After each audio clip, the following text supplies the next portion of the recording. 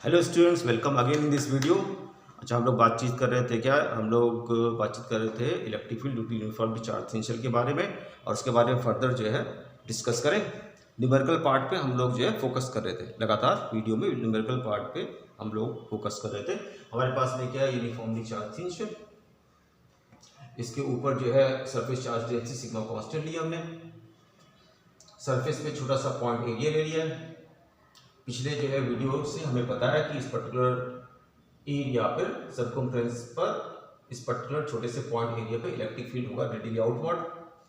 Electric field का magnitude क्या होगा? इलेक्ट्रिक फील्ड का magnitude sigma by epsilon not. ये पता है। यूनिफॉर्मली चार्ज पोटेंशियल के सरफेस पे आपका जो इलेक्ट्रिक फील्ड का मैग्नीट्यूड है सिग्मा बाई एप्सिलॉन नॉट। अंदर इलेक्ट्रिक फील्ड क्या है? जीरो। बाहर का इलेक्ट्रिक फील्ड क्या है? Sigma by epsilon not. क्या बताना चाह रहे हैं आप? ये तो पुरानी बात बता रहे हो, अभी तुरंत आपको क्लियर हो जाएगा क्या बताना चाह रहे हैं। अच्छा, इस पर्टिकुलर जो है डीए, इस पर्टिकुलर एरिया पे छोटा सा चार्ज से डीक्यू, डीक्यू इक्वल टू क्या लिखोगे? Sigma into DA. ये छोटा सा चार्ज हो गया। सिग्मा क्या है? यूनिट एरिया पे चार्ज, तो डीए एरिया पे चार्ज, सिग्मा और डी को मल्टीप्लाई कर दो तो इस पे जो छोटा सा चार्ज है डीक्यू वो निकल जाएगा आपके पास। डीक्यू निकाल लिया आपने। इस पर्टिकुलर छोटे से चार्ज पे जो कि डीए पॉइंट एरिया पे लोकेटेड है, इस पर्टिकुलर छोटे से पॉइंट चार्ज पे इलेक्ट्रिक फील्ड कितनी है? अंदर इलेक्ट्रिक फील्ड कितनी है? जीरो। बाहर इलेक्ट्रिक फील्ड कितनी है? Sigma epsilon not. इस पर्टिकुलर डीक्यू पे जो एवरेज इलेक्ट्रिक फील्ड है ई बार, वो आप क्या करोगे? वो लिखोगे आप zero inside sigma by epsilon not is outside divided by 2। तो आपके पास में जो एवरेज फील्ड हो गई वो गई आपके पास में sigma divided by 2 epsilon not. ये आपके पास में एवरेज फील्ड हो गई। इस डीए पे जो छोटा सा पॉइंट चार्ज डीक्यू है उस पे average electric field sigma by 2 epsilon not. ये हो गया आपके पास। अच्छा, तो इस पर्टिकुलर इलेक्ट्रिक फील्ड के इन्फ्लुएंस की वजह से इस पर्टिकुलर डीक्यू पे, डीए एरिया पे लोकेटेड जो डीक्यू चार्ज है उस पे लगने वाला फोर्स, तो हम लोग इस तरह से लिख रहे हैं फोर्स एफ। ये बराबर किस पे? यहाँ पे जो छोटा सा चार्ज है पॉइंट एरिया पे जो चार्ज है उस पे लगने वाला force F is equal to क्या लिखोगे?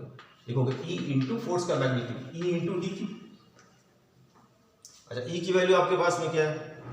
आप कह रहे हो F is equal to E into D Q. E की वैल्यू आपके पास में क्या है? Sigma by 2 epsilon not. तो यहाँ पे क्या लिखा आपने? Sigma by 2 epsilon not into क्या लिखा आपने यहाँ पर? D Q. ये हो गया आपके पास में। ई क्या है? डीक्यू चार्ज पे average electric field. E DQ charge पे average electric field sigma by 2 epsilon not. अच्छा, इस पर्टिकुलर डीक्यू चार्ज पे जो फोर्स है वो आपके पास में इतना आ गया। डीक्यू बराबर आप क्या लेकर के आए? डीक्यू बराबर आपके पास में है सिग्मा इंटू डी ए। तो हम लोग इस तरह लिखेंगे force experience by D Q charge that is located over the point area D A, this will be equal to sigma divided by 2 epsilon naught. D Q is equal to आपके पास में है सिग्मा इंटू डी ए। ये आपके पास में हो गया D Q is equal to sigma into D. अच्छा, आप अगर निकालोगे एफ बाई डी तो फोर्स डिवाइडेड बाई एरिया, ये बराबर क्या होता है? प्रेशर। ये बराबर कितना आ जाएगा? Sigma square divided by 2 epsilon not. तो क्या कंक्लूजन हो गया? ये कंक्लूजन हो गया। अगर आपके पास में इस तरह से यूनिफॉर्मली चार्ज पोटेंशियल है और उसको आपने जो है चार्ज दिया हुआ है, तो ये पर्टिकुलर चार्ज, ये पर्टिकुलर यहाँ पर इन सब चार्जेस पे लगता है फोर्स, और फोर्स लगने की वजह से ये ऐसे एक्सपैंड करता है।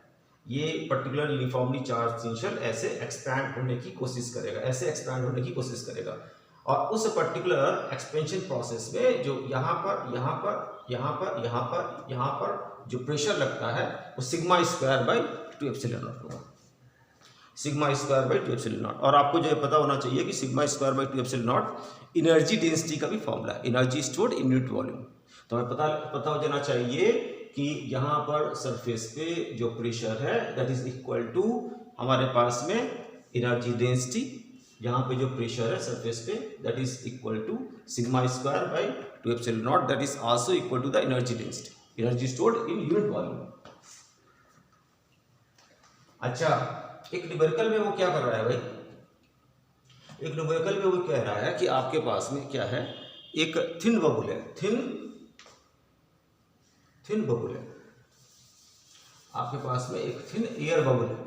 ओके, उसने दे दिया आपके पास में थिन एयर बबुल है, थिन एयर बबुल, थिन अगर एयर बबुल है आपके पास में, ये रेडियस क्या है बबुल का आर, बबुल का रेडियस हो गया आर। थिन एयर बबुल पे जो आपके पास में जो से सोप बबुल है, अगर सोप बबुल है तो ये पर्टिकुलर जो उसकी लेयर है वो सोप की बनी है, साबुन का फिल्म। तो यहां पर क्या होगा, यहां पर सरफेस टेंशन होगा भाई, इस पर्टिकुलर सरफेस पे सरफेस टेंशन होगा, उसको हम लोग दिखलाएं तो सरफेस टेंशन आपका इस तरह से होगा।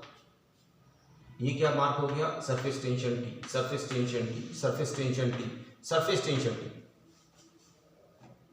क्या बताना चाह रहे थे, जो आपके पास में एक पहले यूनिफॉर्मली चार्ज थिन शेल है, उसके सरफेस पे जो आपके पास में चार्जेस हैं वो फोर्स एक्सपीरियंस करते हैं। ये पर्टिकुलर सरफेस जो है चार्ज की प्रेजेंस की वजह से प्रेशर एक्सपीरियंस करता है, उसकी value sigma square divide by 2 epsilon not होती है। Sigma square by 2 epsilon not आपके पास में एनर्जी डेंसिटी भी होती है।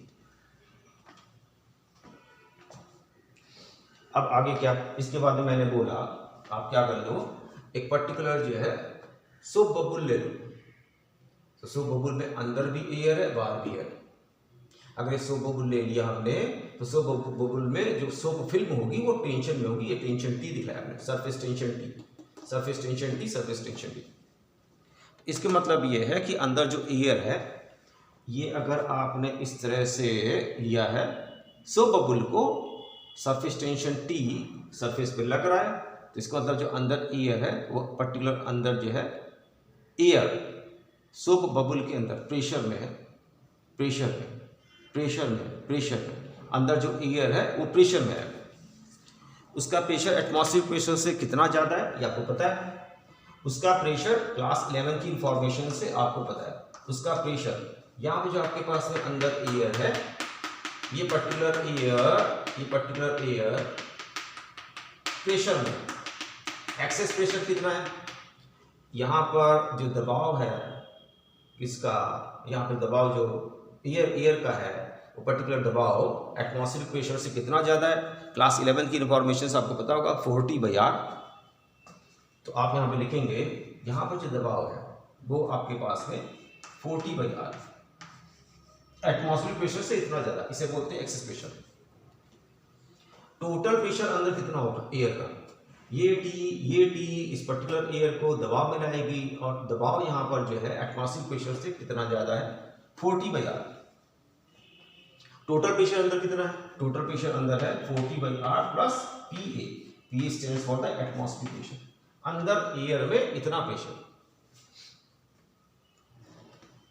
अब क्या क्या कह रहा है वो, न्यूमेरिकल में क्या कह रहा है, वो कह रहा है कि आप ऐसा करो, आप इस पर्टिकुलर जो सोप आपके पास है बबल है इसको चार्ज दे दो, इसके सरफेस को चार्ज दे दो, और चार्ज मान के चलो यूनिफॉर्मली डिस्ट्रीब्यूटेड है, इस तरह से आप दे रहे हो।